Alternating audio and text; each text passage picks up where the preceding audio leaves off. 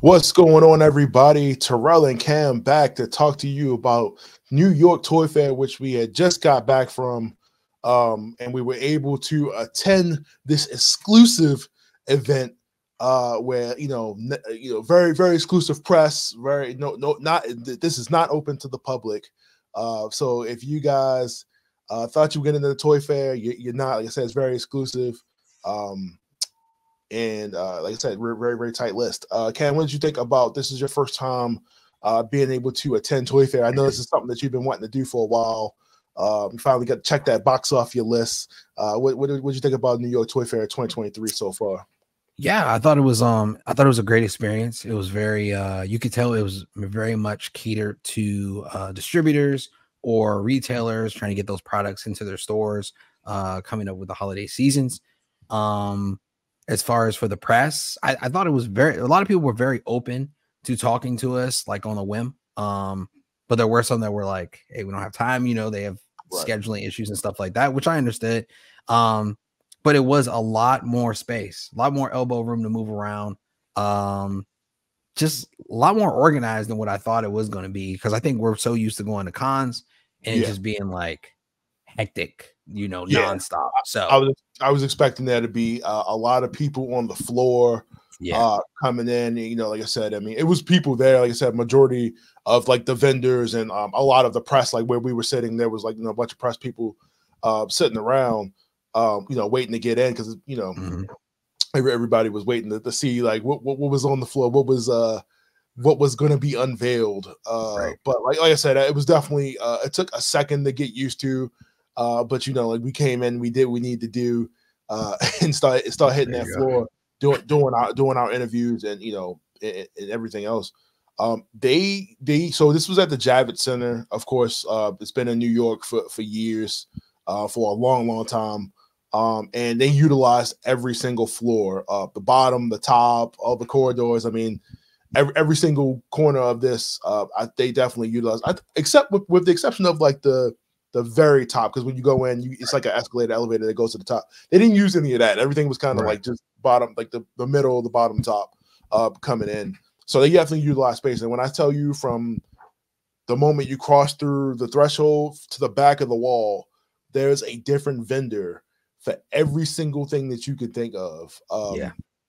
From outdoors to toddler toys to racing, whatever, anything that you could think of, there's a toy for it. Every educational, every section of toys is covered at Toy Fair. And like I said, we came in, it was like, where do we start? Luckily, we had some of the interviews that we can actually get in. We're actually able to get into and talk about. But overall, coming in, it was a little overwhelming because it was just so much on the floor. We didn't know where to start, who we wanted to interview. Besides the stuff we already had reserved. But did you feel like a sense of like you was a little overwhelmed? It was just too much for you? I did. I felt like it was constantly a sense of urgency for the whole entire day, which is usually expected when you go to cons, as far as like trying to get in and out of interviews and stuff. I was surprised on the fly, like how some different groups were like, "Hey, can you do it right now?" Like even if you had a schedule later, like, "Hey, can you do it right now?" And I'm like, "Oh, sure." You know what I'm saying? I mean, I'm not complaining about that, because we were able to get, the information we needed and being able to talk to who we wanted to talk to. But it's just surprising how open they were, to allowing us to just do it right then and there. I think another thing I was surprised at is, I think this experience was different because being able to take photos and even do videography, there weren't like tons of people walking through our videos, or people like, "Oh, excuse me," trying to like duck out. So we were able to kind of just get what we needed done. I guess I could just call it like the cleanest videos that I could expect at this point, honestly. Yeah. Wasn't a lot of, people were talking, but it wasn't loud. If I had to describe that, right? Like, no, it wasn't like, it wasn't overwhelming. You know how you usually like in a large convention center like that, and you could probably like, it's just nonstop bee buzzing is what it sounds like. Just people just talking over each other. Didn't sound like that at all. It sounded like everybody's having like mild-mannered conversations, except for that one booth we went to where the guy was shooting the Nerf gun. Oh yeah, he had the machine gun looking. Yeah, he was really getting into it. I was like, oh, all right, he's going to town right now. Yeah, that's crazy. That was crazy. But yeah, man, like you said, we were able to attend this. I'm very happy. Thank you to New York Toy Fair for letting us in. This was quite the experience. But we're here to talk about the toys and some of the interviews that we were able to do. First up, let's get into, you had an interview with Iron Studios. You were able to talk to one of the people that worked there by the name of Sean. Yeah, Sean Smith. Yep. Yeah. And you guys, you could check out the video. It's also on the YouTube channel as well, so you can see that entire interview and all the toys that we walked through as well. But as far as Iron Studios goes, what was some of your favorite toys that were there that we could talk that we could talk about? Because a lot of exclusives and it's a lot of stuff at Toy Fair that people. It was a lot of don't say nothing. They got to cover. A lot of that. But as far as Iron Studio goes, what was some of your favorites? Yeah, so a lot of my favorite pieces were a lot of the larger statues that they had on display. I think the first one that we actually got to see was the Luke Skywalker from the Mandalorian, where he's holding Grogu with that caped cloak on. Yeah, that was right at the front when we walked in. Right, yeah, it was immediately once you get in, and of course that's a staple piece for a lot of Star Wars fans. So for me, I'm not huge into Star Wars, but it still resonates with me. I love the franchise. So when I saw that, I was like, oh my gosh, my dad's a huge Star Wars fan. So I was like, oh my God, my dad would love this. So is mine. Yeah. So I'm like, that's all they had back then. So I'm like, that's, they gotta love it. That's it. There was also a Ahsoka piece. It was a little bit smaller. I think it was a third scale type statue where she was jumping through the glass with her lightsabers. And also she had a cloak on as well. I think that's a really cool piece too, especially with the new series of Ahsoka just ending.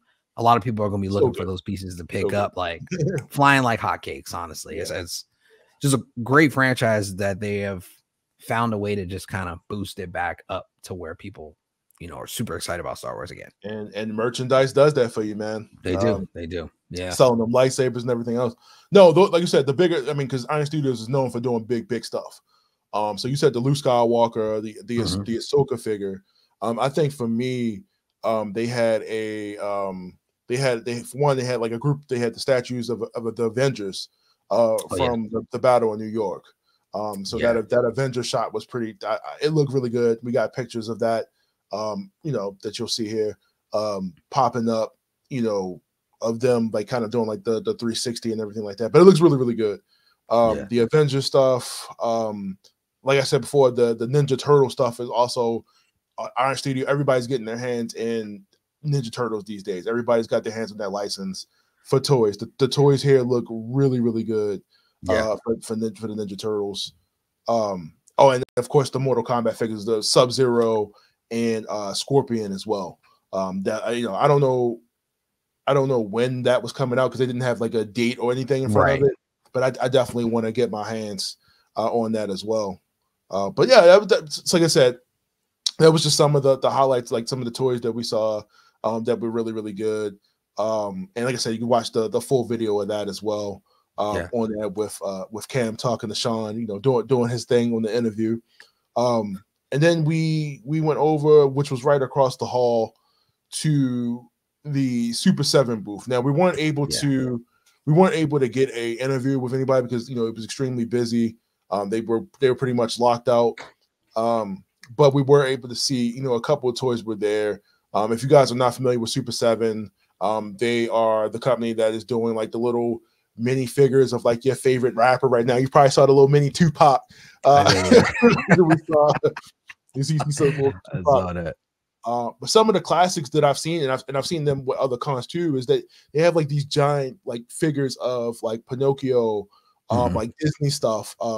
Mickey Mouse, the woman from what's that? Alice in Wonderland. Yeah. So that we could use.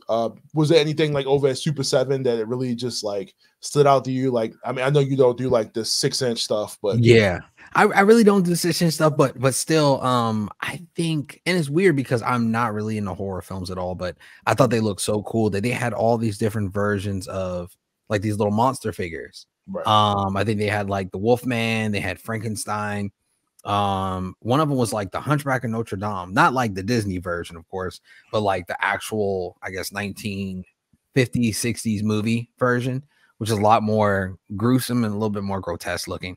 But yeah, I thought those were really cool that they had. And of course, it seems like they thrive in G.I. Joe, which isn't really my thing, you know what I'm saying? But it is super cool to see people still collecting over years G.I. Joes. I think we both end up seeing the Cobra Commanders. Yes, spacecraft, right? This was, as far as I know, this was the debut of the big. Let me see, I got it right here. The Cobra mothership. This is supposed to launch in fall of 2023. This was also premiered. This also was shown at other cons as well. You know, after whatever. But this was the Cobra mothership, and it was not cheap. As far as I think, this was about $200-$300. It was big, man. That was a big display, honestly. Because you think about how small those little G.I. Joe figures are, and I'm like, compared to this thing, I mean, you're looking at least over 100,000. Yeah, I feel like you got to do them that scale because everything else would just look freaking silly. Oh yeah, it would look crazy. Like I said, they also picked up the, they got the Thundercat stuff, which all that stuff is going. Yeah, they did. $55 right now. They had Silverhawks, which I don't know how old you are, but like they Silverhawks was like a show of the 80s where like they try to incorporate like this sci-fi laser show with music, and it's a pretty cool show. Which I didn't know that Janice from Friends. I don't know if you watched that show. Janice was Friends was one of the voice actors that played one of the characters. Janice? Yeah, she had like the real nasal voice. Yeah, I know Janice's voice, but I didn't expect Janice to be one of those characters. That's so crazy. Wow. But yeah, so we walked around Super 7. They had a lot of stuff there. Like I said, check them out. They got a lot of stuff coming down the pipeline. Yeah. We then, found our way over to McFarlane Studios, which everybody knows McFarlane. We had an interview over there, which Cam was also able to do, and did it wonderfully. So check that out as well. We saw Todd McFarlane. Big Toddy was there. He was in arm's reach. He was right there. I waved. Exactly. I've also met him before. Right. Yeah, I think you did an interview with him before, right? I did not do an interview. No, you didn't. Okay. Yeah. Shout out to Nadia. She checked her stuff out as well. There you go. Yeah. But like I said, we went through McFarlane. McFarlane is known for the DC stuff right now. They're doing the page punchers. I think that's what they're called. They used to put in comic books to get like the little toys and stuff like that. But they had a lot of stuff there as well, and some stuff that they could not reveal that was there. So we had to blank out a few spots. I had to come. It was like scroll down. But yeah, it was. They had a lot of good stuff in there. I think I was telling the gentleman Brian that actually I interviewed with from McFarlane Toys is that they just always seem to hit the nail on the head with doing these toys or action figures that people never expected them to actually do. Like I think was it Condiment King was one of them that we saw, which is like really popular now. These things are selling out everywhere. So were you able to get them or no? I went to 3 Targets. Can't find. Oh my gosh, man! I'll see out here in VA if I can find you one, man. That's crazy. Please, I will definitely buy it. Yeah, it's tough. Yeah, they were doing that, and they also had like a barbarian version of like Robin with a spear, as well as the Batman with like the Viking axe. And then they had like Aqualad, which was like, oh man, it was. I don't want to say the black version of Aqualad, but you know what I'm talking about, right? Yeah. So it was that version of Aqualad, but he was like now Aquaman, and that was the version that actually came with the comic book as well.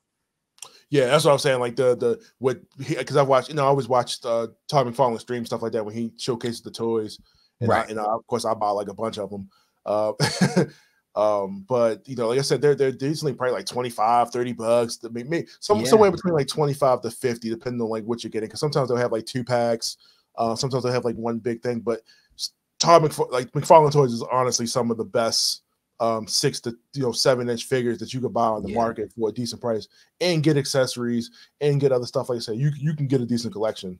Was it Hasbro with the Marvel Legends stuff like that? Now you get like hands, and sometimes you get face stuff like that. They do the same thing. It's decent price, but I also feel like quality with them is kind of just dropped a little bit. And they've started to like I mean, what toys kind of do is like rehash a lot of the old stuff. But I feel like McFarlane is hitting a lot of, like you said, the characters that didn't get a lot of love, but people really want add to their collection. Like who was thinking about getting Condiment King? I'm happy to even get re-releases of the Batman animated series stuff because the previous stuff that was done through, I think it was like DC Direct or whoever it was, one wave and done. They pretty much put out almost every character from the first to the fourth season with Batman, the new animated series. The Batmobile, the Batwing, the everything. And you can tell you, look it up right now, you ain't getting nothing less than $300-400. Nah, ain't no way.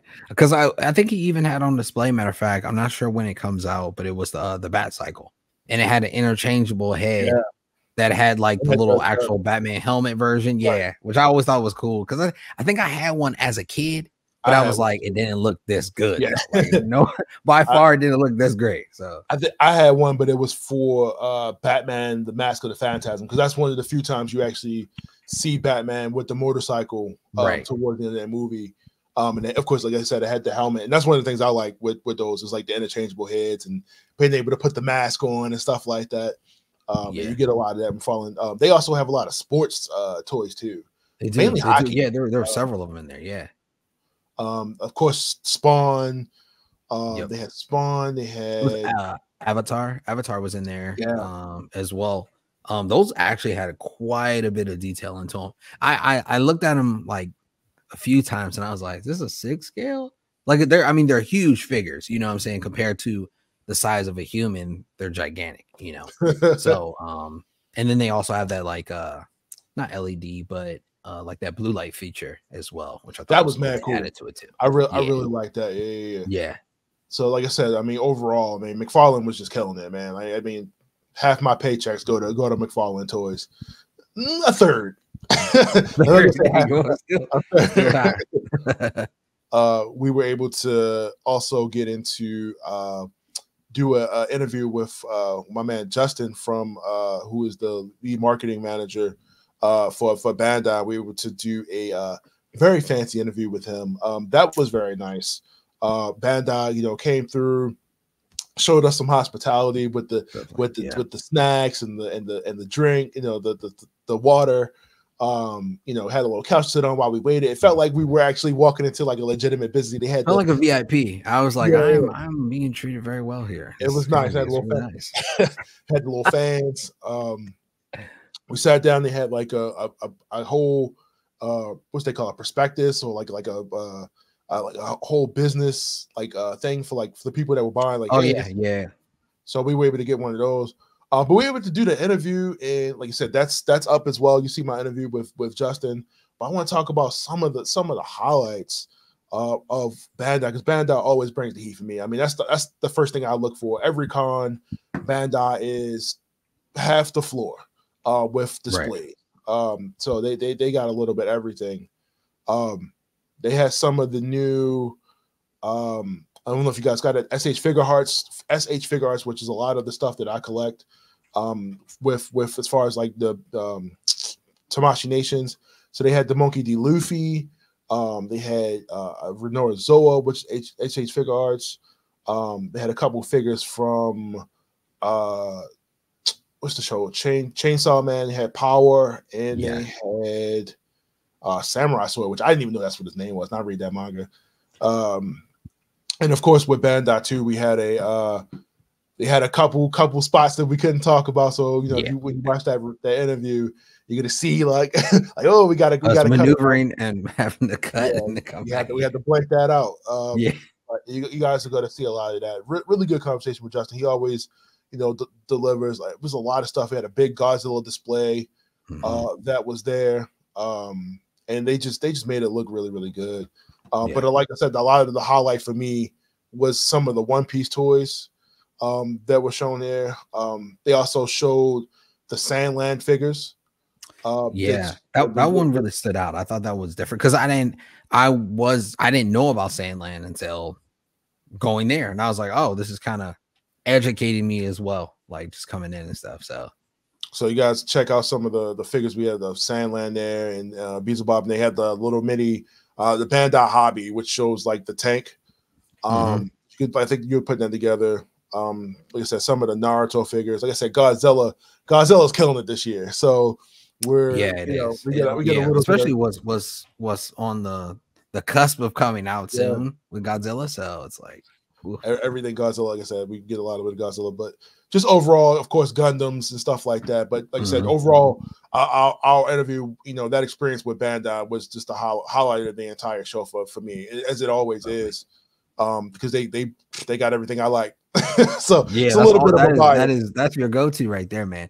They had a lot of good. I mean, a lot of the, like you already said, a lot of the Dragon Ball Z stuff was really cool. They did actually have like a little, it was a small case, and I didn't know they actually did this IP of Star Wars stuff. And I think it was like the samurai version of the Star Wars characters, which I thought was a different take. It was really cool. Yeah, that definitely was bad. Right after we did our exquisite Bandai interview, we went over and did Lego. We actually did not have a set appointment for that, but they were very, very nice and let us get a spot. It was like, yeah, if you want to come. So we were able, so that's now up now as well as our walkthrough with Lego as we go through each displays. We get a little bit of a history of Lego and a little bit of each set. Some of my knowledge, some of our tour guide, but Lego came through, Harry Potter, showing some of the new Mario stuff, Star Wars, of course. I think in one of our interviews, like, we had a random guy just ask a question. Yeah, I think it was like the first 5 minutes, and the guy was like, "Excuse me," we were like, it's like, just keep rolling.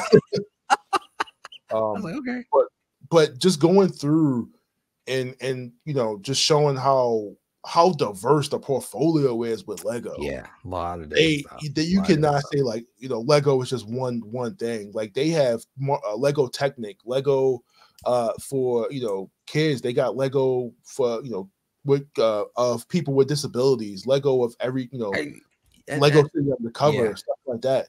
Lego is nowhere near what it used to be. I mean, we talk about television, and so much more. I mean, they got a Lego Marvel thing out right now. You're always going to see Lego, which is crazy. But like I said, that was a great experience. I really enjoyed it. That was one of my favorite parts. We talked about the movie. We showed like the display for the movie Wish that's coming out. So I think in November or something like that. Yep. But that was cool. Was there anything for Lego that really stood out to you, or that you were feeling when we went over there? Yeah, just to kind of piggyback off of what you said, not only are they diverse in their portfolio, it just seems like also in their message as well. You know what I'm saying? All around, they just want to cover all bases as far as all walks of life and all types of people, and all types of communities of people that like, different IPs, different walks of life, different, people's culture and backgrounds. And I really appreciate that. I thought that was really good that they touched on it. And our guide, she also touched on it as well. She was not shy about it at all. So yeah, I thought it was really cool though. Yeah, Lego for the win. We also, unfortunately, we did a interview with Half Toys, and audio just did not come out the way did you want to just talk about a little bit of that, and what just kind of what you guys discussed, even though we couldn't save that. Yeah, that was tough, because I think that was like our second or third interview that we did on the day, and the guy was trying to project, and I appreciate him trying to project his voice, but it just came off a little too loud. That's all. But it was it was my man Mauricio over at Half Toys. He was very open to just interviewing us, because he said like me, this was my first time at New York Toy Fair. He was like, yeah, sure, man, I'll talk about whatever. And basically just went through all the Half Toys. Half Toys is basically a company that creates these fidget-like animals that have compartmentalized parts inside that would do the skeleton of the actual animal of what it is. So they have different ones that are like dinosaurs, as well as like an aquatic version that has like a humpback whale, orcas, seahorses, and stuff like that. And then they have like the regular animal kingdom, like the mammals and stuff of lions and stuff like that. But it's basically just a fidget toy I think it's for like 4+ and up. Yeah. I just thought it was very different, something new. I would love to have some on my desk or something at work, you know, like yeah, that's what I felt like, or like, you know, like my kids would collect them and just throw them all up on their little shelf and stuff like that. Not really something that they would always play with, but you know, something you just pick up, you know, when you're thinking, you know, type thing. But I thought it was just so different. I'm used to seeing these like science little projects in like Target or Walmart, but they're like having the whole heart and organs and stuff. But this kind of just like simplified all of that in a kid form, you know, without getting too gruesome and crazy. So I thought it was cool. It was a great product. I think they're going to do really well, honestly. 3-0 was another studio. Like we didn't get a chance to do an interview, but we got a lot of photos of 3-0, and I just want to go back and talk about that. Like I said, they had a dope Snake Eyes and Storm Shadow that I saw, and every time I'm like, man, I really want this stuff, man, but where I gotta keep getting shells. I'm just gonna be walking into a room full of toys, man. You talk about moving with toys. Oh, it's just the worst. Packing those things up, bro, is terrible. We were able to see the Fig Zero Zeo Ranger, another form of Tommy, if you guys didn't know. They had a red Ranger and Green Ranger, of course, with their weapons, the Power Sword. Again, toys that are incredibly hard to come by. That pre-order's gone up, I think, on like what's that website that you shop at all the time? Sideshow and like Hot Toys, stuff like that. Yeah, they pop up. I believe they had like a 5-pack for like $400 or $500, which I keep beating myself up. They got that first wave. They had the whole display of all the Power Rangers there, you know, red, green, pink, yellow, blue, red. They also were showing the new Putty, one of the Putty patrols, which has not been released in the white. In Tommy Oliver again is the White Ranger. From a different series. They had Cobra Commander and Destro, which look good, man. I'm looking at I'm looking at the pictures of this, like the fabric of the clothing, just everything just looks so good. So I mean, I can't really complain about the price point for what you're getting out of this. No. It all looked really good, honestly. I appreciate the detail that they added. I mean, we didn't get a head sculpt, right, of the actual Jason David Frank, which I'm okay with, right? I mean, I know who's under the helmet at this point.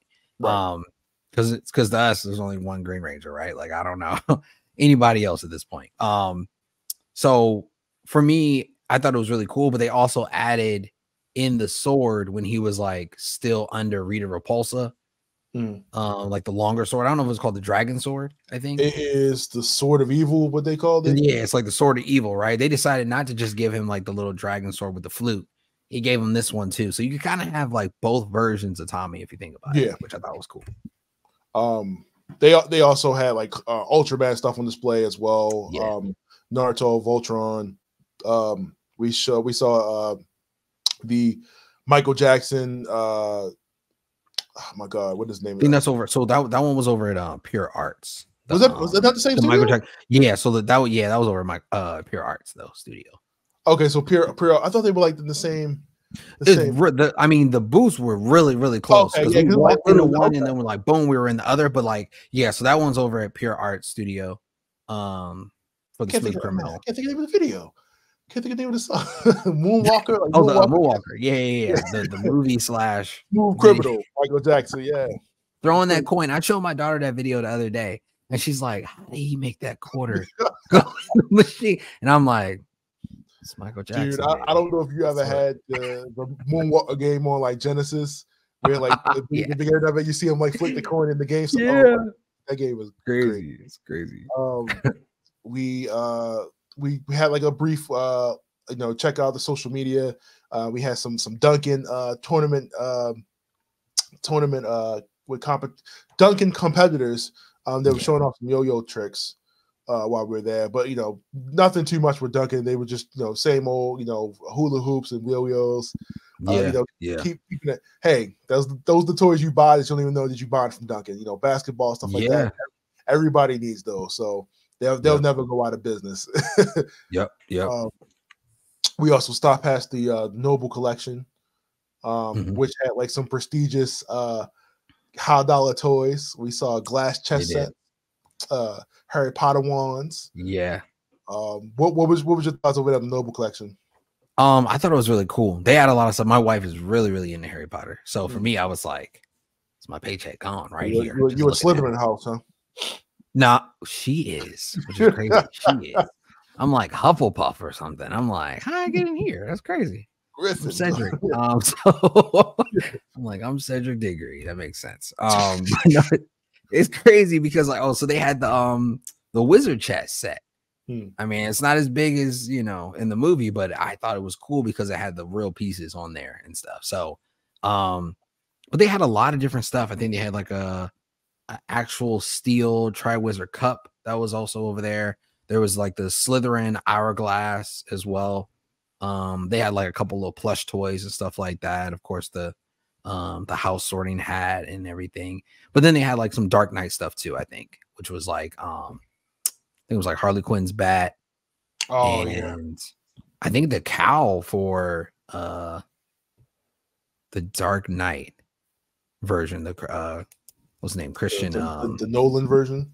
Yeah, the Nolan version. The second one with Heath Ledger. Yeah. They also had a Jumanji board, which was like, you know, actually had like the electronic display, like the it looked like it was metal, like it was like a kind of like the pieces were metal, like it looked like just like the thing from the movie. I think it's about like it was around $200 or $300 for that board. Yeah, so it looked, like I said, it looked pretty good. Square Enix came through with a lot of the stuff that they had, showing a lot of the Final Fantasy 16, showing a lot of the new figures from the new Final Fantasy 7 Rebirth video game that's coming up. Able to, you know, get some stuff for that. We didn't have an interview or anything like that. They didn't have time or anything scheduled, but we were able to still to get a few pictures of, you know, some of the figures. Like I said, they look really good. You know, Cloud, Tifa, Barrett, you know, all of the crew. I really hope my wallet survives a lot of the Square Enix purchases I'm going to make. My only problem with Square is like they just that shipping's just too high. but I think you were telling me about that. I was like, it's up there. It's up there. We'll say that. We were able to stop past the Homies booth. Homies, like I you know, clearly, you know, I grew up on. Everybody remembers Homies. If you went to a laundromat, if you went to a grocery store, if you went anywhere that had like a bubblegum machine where you pop a quarter in, you remember like the little Homies in the ball. So we were able to meet the creator, David Gonzalez, and talk to him about Homies. Did not get an interview there. You know, I think we were supposed to come back, and it was just so much. We were able to come back and really get that.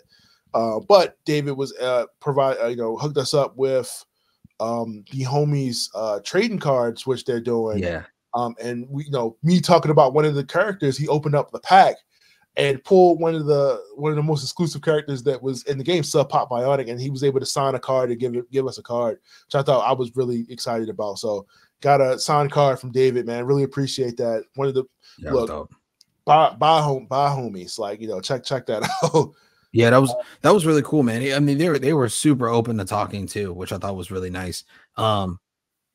You got the good card. I mean, I got a good card too. Don't get me wrong, I got a good card. But he was gonna give me a muerto at first, which was like death, and I was like, I can't bring that home, man. Like, I can't. No, can you switch me? Give me the. I think he gave me the one was like it was called Big Vato, which is like big homie. So I was like, all right, cool. I'll take it. I'll take that. That's better. So we were able to get that. So much that, like I said, so much on the floor, so much that, like I said, we just were not able to get to. So many places that we wanted to get interviews for. One of them for me was I wanted to get something with Pokemon, but that was about a mile long trying to get in there. And Pokemon had it set up. They had like a whole Pokemon Center thing going on. They had like exclusive rooms.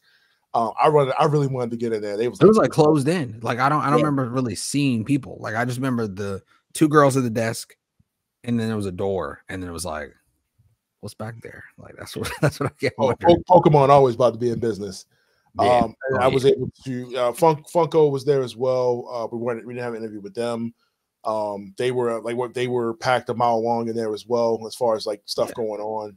I was able to stop past Konami, the Yu-Gi-Oh booth, talk to one of the reps there. Didn't have an official interview there, But they just had a lot of the stuff that's already out on display. Again, this is a business where they're trying to sell to different regions and stuff like that. So like I said, it's not your normal con where you see us go to like different stuff like that. Like I said, this is what are you coming here to buy? How many cases of this toy do you need? Stuff like that. I mean, they're still doing that and showing stuff, to the public. Well, not the public, but like press and stuff like that, but there was still a lot of stuff that was off limits. What was there that you said we didn't get a chance to do, or something that you saw that, really stood out to you before we get into this next thing? Yeah. For me, it's not an odd one, but it's like a little different than what you think I would like probably look for. It was the Melissa and Doug group or LLC. What is that? They do like wooden toys or like educational games and stuff like that. I just thought it was cool with something different. Yeah, they did. So they had a whole like you said, did they have a show? Yeah, like where they are, they got like a platform like YouTube or something. Oh no. So no. So it's basically just two people that like make these toys that are educational. Okay. So they don't really like have a show, or there's no like background to it. You'll usually see them in like Target or Walmart for the most part, and you'll see them in like the little baby section. Yeah. But they're really just like educational games, like wooden blocks that'll teach your kids numbers or how to count early and stuff like that, or teaching them how to play, I guess, cook or chef, and it's just all different variety of things. Yeah. I know my wife is really into buying those for our kids. So for me, I was like, oh, this would be, something cool and different that I think people will be interested in hearing about. Yeah. I mean, like I said, it was a lot. Like I said, we come through the door. When you come through the door, like right there, there's a lot of toys for like smaller kids, stuff like that. Of course, they had a large Pikachu display coming in through the door, which I thought was pretty cool. I wish we would have. I mean, apparently we had like some snacks and stuff out for press, which was pretty cool. We missed that apparently. we got there too late. Stuff. Yeah, we had to get there early.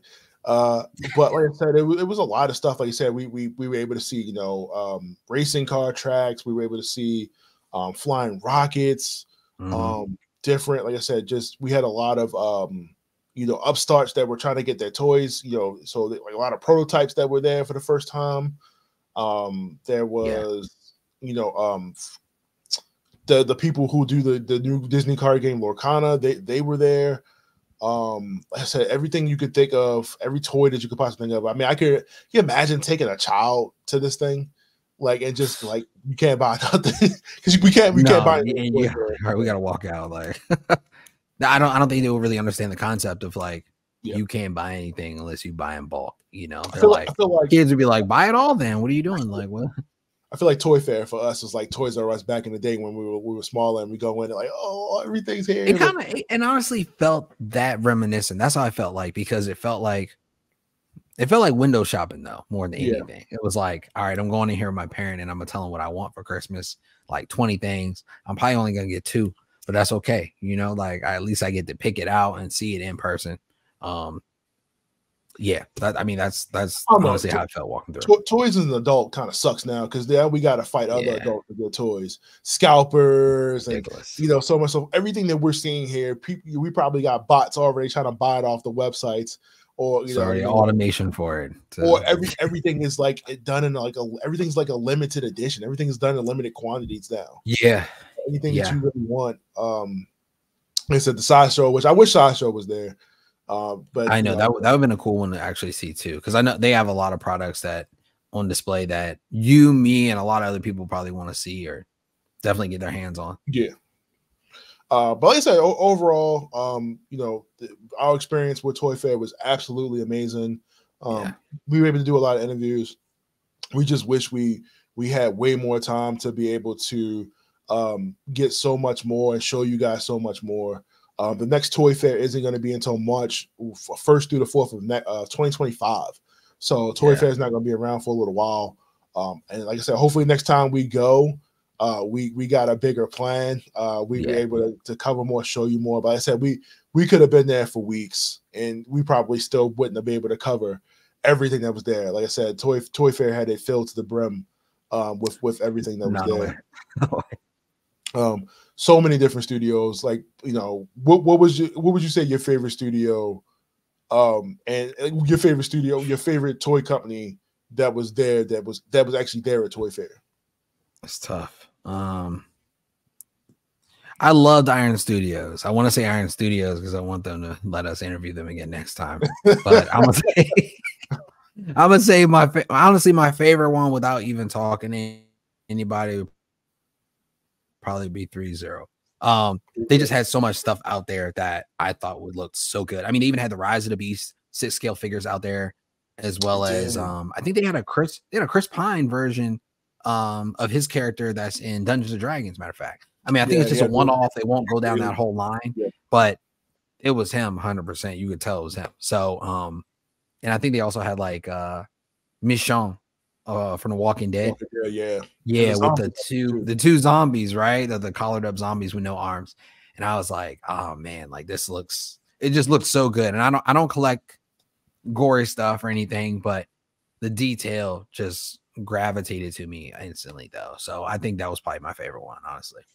Like I said, you know, bias aside, Bandai definitely sold it for me. They always have everything I want. Like I said, I can say McFarlane, I can say 30 Super 7, like all these companies I do like, but Bandai has everything that I like, you know, because I'm, you know, anime, but the Godzilla stuff, the Toku, plus just overall, just the presentation of everything was just amazing. So shout out to Bandai, man, Bandai Namco, Tamashii Nations, every division, you know, I really appreciate you know, being able to interview you guys, and you know, you guys keep putting out these really amazing products. So, but other than that, like I said, Toy Fair, you know, it was like a few days, but it was a really amazing experience. Really enjoyed it. I hope we could do this again. Man, was it everything you thought it was going to be? Yeah, I actually was a little bit more. It was a little bit more, honestly. Just being able to maneuver around and the spacing, and not having to push through a crowd, that honestly added icing on top of the cake, I think. But it was a great experience for sure. Right. Well, guys, we're glad you know, telling you about our experience. I hope that, you know, you are able, if you're able to check out Toy Fair one day, or just live through us and check out our content. And you know, all of our social media is like, you know, Cam has posted some pictures on, you know, we got on the big gold belt social media. We got the interviews on YouTube, like I said, the walkthroughs, you know, showing you some of the toys. Of course, you're watching this, so you, like I said, you get a little bit more insight about what Toy Fair is and how good of an experience it is. But like I said, I didn't expect to see Todd McFarlane. I didn't expect to see a lot of the big companies that were there. Like I said, everybody really put on a show and really showed us a really good time there. But like I said, I hope we can do this again in 2025, March. This, like I said, we talked about everything that we went through. But other than that, like I said, check out the video, leave us a comment, let us know what you thought about some of the toys, some of the interviews, and I guess we'll see you guys next time for 2025.